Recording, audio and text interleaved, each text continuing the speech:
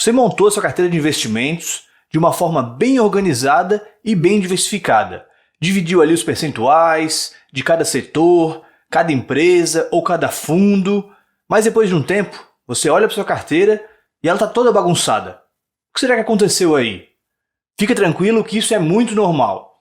E nesse vídeo aqui, a gente vai ver como rebalancear sua carteira para que ela fique organizada de novo. Eu vou te mostrar como que eu faço com a minha carteira de investimentos pessoal para acompanhar ela e garantir que todos os meus investimentos vão seguir conforme eu planejei. Fala aí, pessoal, sejam muito bem-vindos ao canal. Se você é novo por aqui, eu me chamo Diego e compartilho aqui nesse canal vídeos com a minha experiência nos investimentos. Então já se inscreve aqui embaixo no botão e bate também no sino para não perder as notificações dos próximos vídeos que saírem por aqui. Sai vídeo novo toda semana, então bate lá, se inscreve para não perder. Conforme prometido no último vídeo, hoje a gente vai falar sobre rebalanceamento da sua carteira de investimentos. Agora, se você não sabe de que vídeo eu estou falando, eu vou deixar um card aqui no canto para esse vídeo onde eu mostrei como montar uma carteira de investimentos do zero, de forma muito simples e muito fácil, uma carteira de investimentos muito bem organizada e bem diversificada. Então clica aqui no card e assiste esse vídeo aí, ficou muito bom mesmo, hein?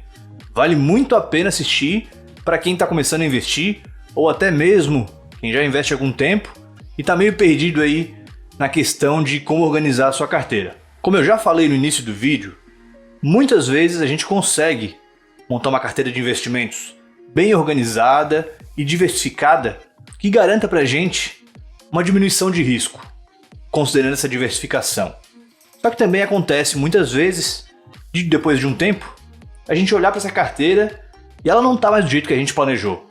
Isso é totalmente normal. Vamos usar como exemplo aqui a carteira de investimentos que a gente montou no último vídeo. A gente tomou como referência um perfil mediano, uma pessoa nem tão arrojada e nem tão conservadora. Essa carteira tinha 50% em renda fixa e 50% em renda variável. Da parte de renda fixa, a gente investiu em CDBs, títulos do Tesouro Direto, LCIs e LCAs. Da metade de renda variável, a gente dividiu de novo em duas metades. Metade em fundos imobiliários e a outra metade em ações de empresas que pagam bons dividendos. A parte de fundos imobiliários, nós dividimos em 6 setores, sendo que cada um deles vai ter participação de 2 fundos. Então 2 fundos para cada um dos setores, somando 12 fundos no total. Já na parte de ações, a gente dividiu entre 10 empresas, mas empresas que pagam bons dividendos e empresas também que não atuem de forma conflitante entre elas. Beleza então? Fazendo todo esse planejamento, você pode chegar nessa carteira de 2 formas diferentes.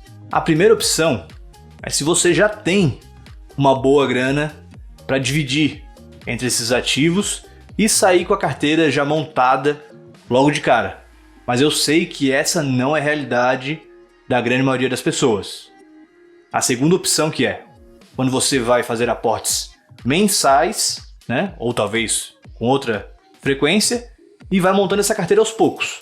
Cada aporte você vai dividindo até que a carteira chegue no seu planejamento. Para ficar mais fácil de entender como funciona essa questão do balanceamento e rebalanceamento, vamos supor que você tenha já uma boa grana de entrada para montar essa carteira.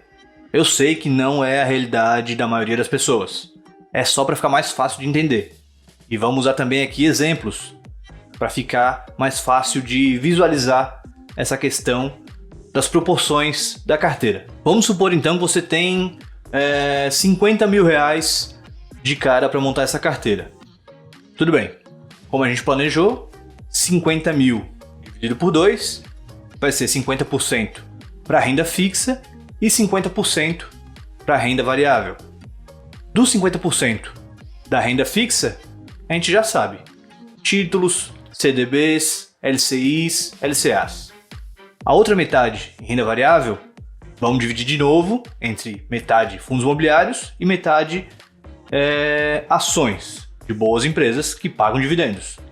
R$ 12.500 para cada um deles. 12.500 fundos imobiliários, 12.500 ações. Desse valor de 12.500 dos fundos imobiliários, a gente dividiu novamente entre os setores. Como foi feito no último vídeo, logística representaria 20% da carteira de fundos imobiliários. Então, desses 12.500, 20% vão ser só fundos de logística.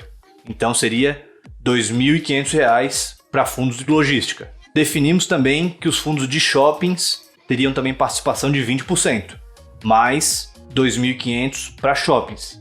E o mesmo para os fundos de papel, também 20%, R$ 2.500 da nossa carteira de fundos imobiliários. Depois a gente tem lajes corporativas e Fiagro, cada um deles com 15% de participação, somando aí R$ 1.875 para cada um deles, e também 10% de FII Infra, que vai ter uma soma de R$ 1.250 da parte de fundos imobiliários. Então beleza, você montou a sua carteira de fundos imobiliários e ela já está bem diversificada e bem organizada.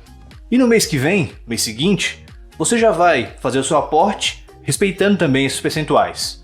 É claro, você não precisa pegar o seu aporte e dividir entre todos esses setores todas as vezes, né? Vamos supor que você faça um aporte de R$ 500 por mês.